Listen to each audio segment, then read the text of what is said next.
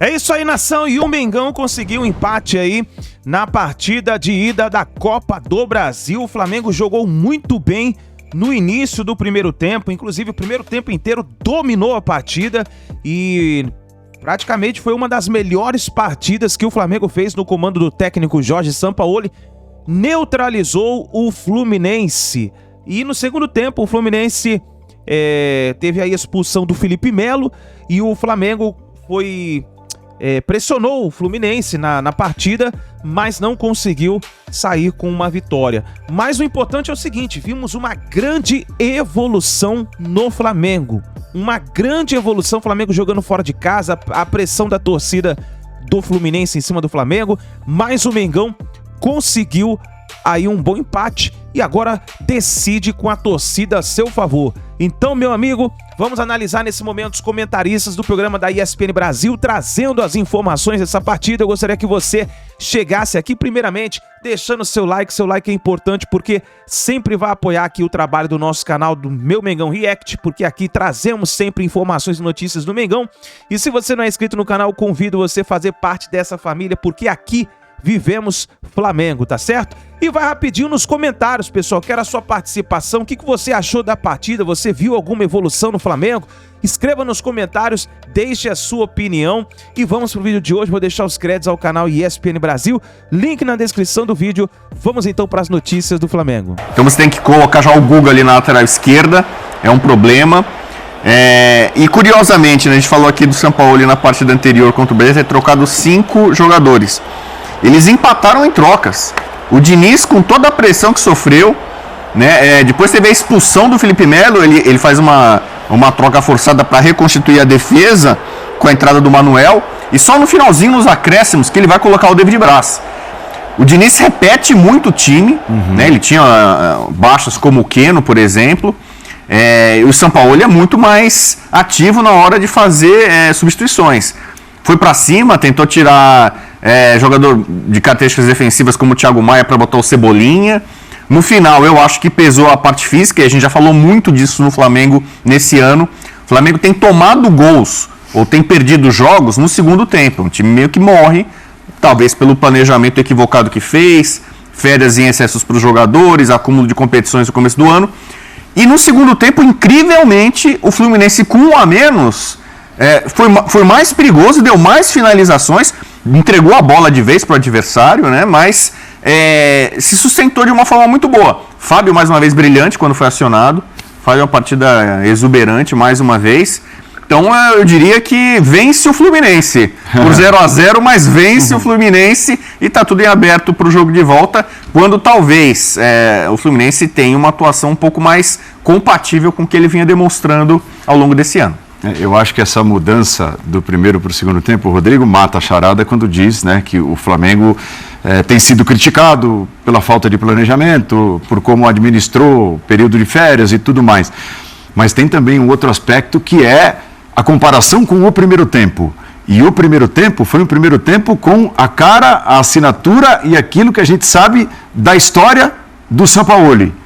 E nem sempre vai dar para segurar 90 minutos naquele ritmo também, né? Tudo bem, Pedro? Tudo bem, Paulo. Um abração a você, Bubu, beijo especial ao Jean, ao Fã de Esporte com a gente. O segundo tempo do Flamengo, como pontua o Bubu, é o que a gente já viu em alguns momentos, fosse com o Sampaoli, fosse antes, é um time que prega, é um time que cansa. Agora, o primeiro tempo é que a gente não tinha visto ainda. E eu estou muito com o Jean, me causa curiosidade. O Flamengo que concede tanto ao Goiás, o Flamengo que sofre com 2 a menos contra o Bahia, você custa acreditar que é o mesmo Flamengo que entra em campo hoje com aplicação, com entrega, com a disposição para fazer muito claramente o que o São Paulo pede. 0-0, eu achei um jogo muito, muito, muito bom, porque a gente viu coisas que talvez a gente não imaginasse. A gente passa o dia inteiro aqui projetando, era o único jogo do dia, o grande evento, a primeira partida dessa fase da Copa do Brasil, e muito se fala como o Flamengo vai conseguir segurar esse Fluminense, como o Flamengo vai conseguir tirar a bola desse Fluminense, como o Flamengo vai se comportar numa fase não tão boa.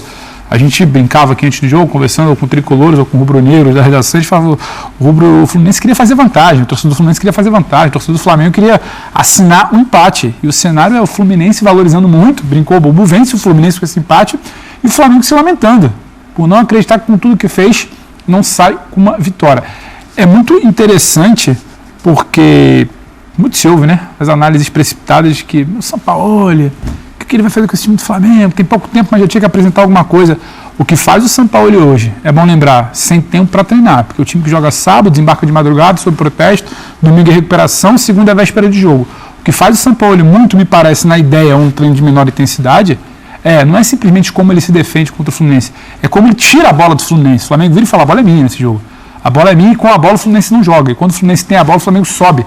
Pressiona muito, incomoda aquele tradicional jogo do Fluminense, né? Aproxima todo mundo de um lado só, saída de bola, acelera rápido para virar a bola. A aceleração rápida do toque de bola curto não tinha. O Flamengo cortava todas as linhas de passe. A virada de jogo, muito menos. O Fluminense, quando chega com uma roubada ou outra no campo de ataque. Então o Flamengo tira qualquer jogo do Fluminense e o Flamengo tem a bola contra esse Fluminense.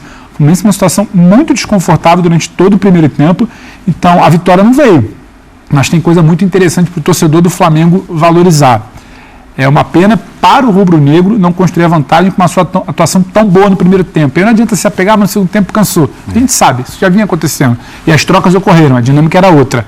E o Fluminense tem que se valorizar, porque você perde um jogador, a gente vai falar da expulsão do Felipe Melo, e acho o Fluminense muito maduro com um homem a menos. Primeiro, para se defender, segundo, para mesmo com um homem a menos, jogar. O Fluminense não vive naquela, estacionou um ônibus, ficou dando bicão. Não, se fecha e sabe o que fazer quando tem a bola mesmo com um homem a menos.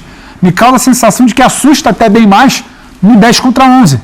Porque sabe o que fazer nessa construção curta, é um Flamengo diferente, aí sim é um Flamengo cansado, o Fluminense tenta chegar ali no final. Jogo muito interessante, a lamentar para o Flamengo, a celebrar muito para o Fluminense, e acho que daqui a 15 dias a gente vai ter um jogo da volta, né? No mesmo lugar, claro, mas muito interessante. Tem uma imagem emblemática, né? O Marcelo, uma pena para a torcida do Fluminense, sai machucado com 39 minutos do primeiro tempo e era o cara que mais tentava, né?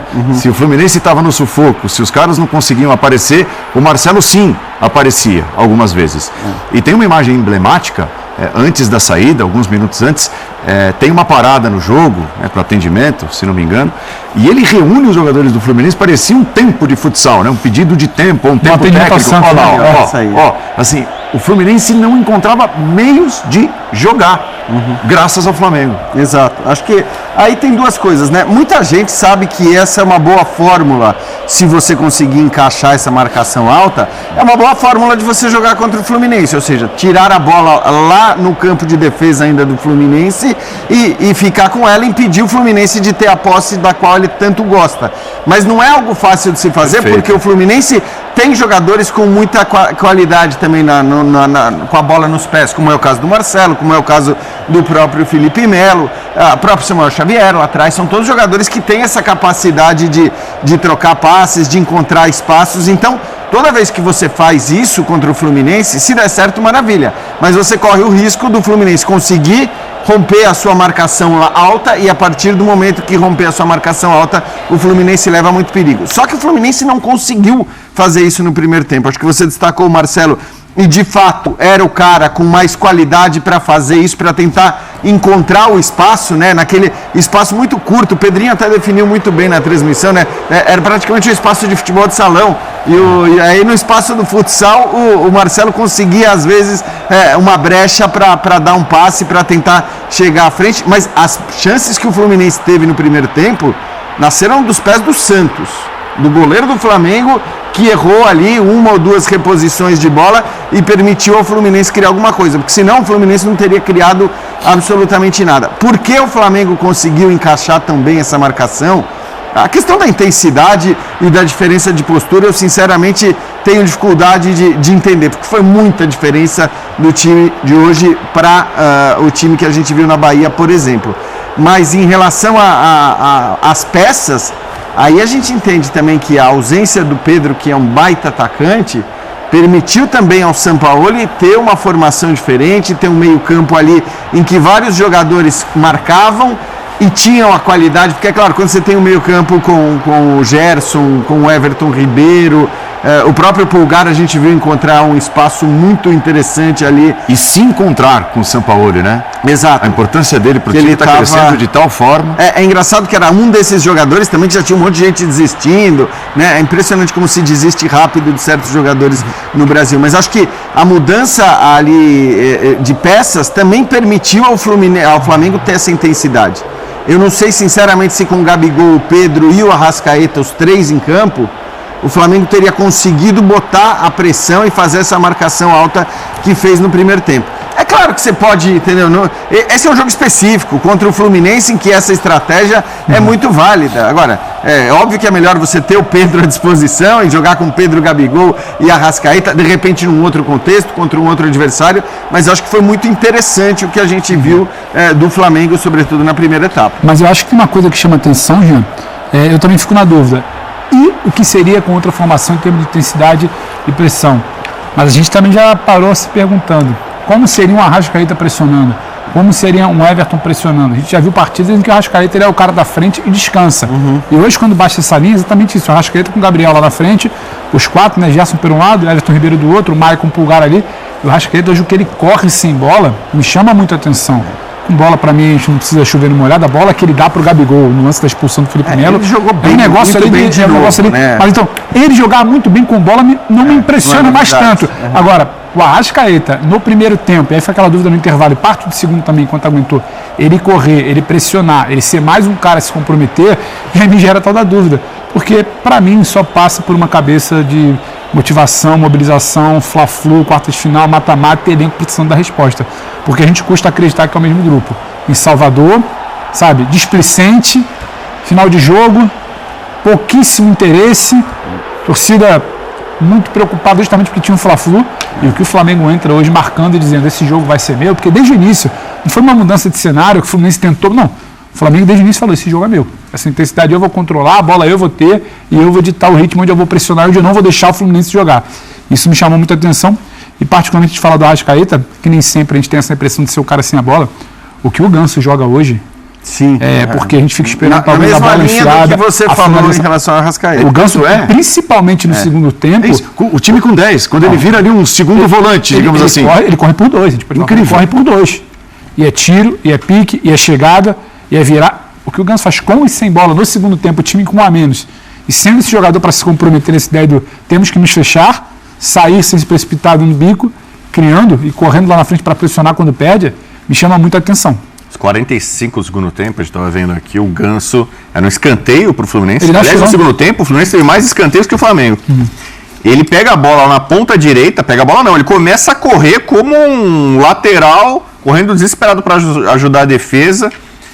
E no campo de defesa do Fluminense que ele vai participar ali de uma pressão para roubar a bola do Flamengo. Sobre essa pressão, essa marcação forte, alta do Flamengo, tem um dado que eu acho que é muito, muito relevante aqui de estatística. O Fluminense fez só 5 faltas no jogo. 5 faltas. Nível Premier League. E o Flamengo fez mais de 20. Dependendo da fonte, 21 ou 22 faltas. Ok. Então, o Flamengo apertou. O Flamengo foi para roubar a bola. Foi intenso, foi para marcação. E a resposta que o time do Diniz dá não é parando, é tentando jogar. Não conseguindo, sobretudo no primeiro tempo, mas é uma coisa a cavalar. E o Flamengo não vai sair nenhum cartão amarelo, né? O Fluminense teve cartão amarelo, teve cartão vermelho. Não estou dizendo aqui que houve alguma falta, que deveria ter tido tal, mas é uma característica pelo número de faltas como o Flamengo mordeu, como o Flamengo foi intenso, foi aplicado, né? E o Fluminense em nenhum momento, você fala, não apelou, o Felipe Melo fez uma falta desclassificante e acabou sendo expulso. Mas foi uma característica que especialmente no primeiro tempo, com o Fluminense sendo amassado, eu acho que é um caminho para o Flamengo tentar conseguir transformar esses 45 minutos em algo superior, porque o Flamengo, vamos lembrar, o Flamengo ficou muitos minutos com um jogador a mais contra o Botafogo, mais de 50 minutos, até tomou um gol do Botafogo. Ele ficou muitos minutos contra o Racing com um jogador a mais, acabou tomando empate. Ficou contra o Bahia muitos minutos com jogadores até no final, né? Até com jogadores a mais. Essa dificuldade que o Flamengo vem tendo para furar, né? Bloqueios, quando o adversário se fecha, se tranca. Então o Flamengo teve muito volume, muitas finalizações, muita atitude. E o resultado acabou não vendo, como foi mais ou menos contra o Botafogo, como foi contra o Racing. Contra o Bahia o resultado veio, mas deixando ali um ponto de interrogação, né? Porque as circunstâncias deveriam favorecer mais ao Flamengo, e o Bahia levou um certo sufoco. Que aconteceu no segundo tempo. O Fluminense não sufocou o Flamengo, mas o Fluminense conseguiu ficar muito mais confortável em campo, segurando o 0-0 e até dando uma outra estocada ali, um perigo, na segunda etapa, quando, incrivelmente, o Flamengo tinha um a mais. A escolha do Diniz para suprir, digamos assim, o Alexander, que vinha sendo uma peça fundamental ali no meio de campo, foi o Pirani, que é um cara com características bem distintas, né? Talvez por ser canhoto, ajudar mais o lado esquerdo, encostar no Marcelo, fazer a cobertura e tudo. Mas o Pirani, desde os tempos de Santos, não é um cara que tem essa característica de pegada, de marcação, ele é muito mais um meia. Talvez um meio de campo do Fluminense, e o Diniz escala pensando em jogar, tenha ficado mais desprotegido do que ele imaginava, muito por conta do desconforto causado por tudo que o Flamengo fez no jogo. É verdade, e acho que assim, todo mundo na hora que vê a escalação, acho que pensou mais ou menos isso, falou, pô, é bem diferente, é um jogador de... E também o Alexander hoje é um jogador que você não substitui no Fluminense. É o cara que, sim, que faz o que faz no meio campo, que se for para a lateral esquerda vai entregar no mesmo nível. Então hoje, assim, acho que a gente viu também o quanto o elenco do Fluminense, embora seja um bom elenco, está distante do elenco do Flamengo, porque... Então é isso daí, nação. Tá aí as últimas informações do Mengão. Vamos ficar ligado aí. A gente vai trazer mais vídeo pra vocês. Não se esqueça, deixa a sua análise nos comentários. A gente se vê no próximo vídeo.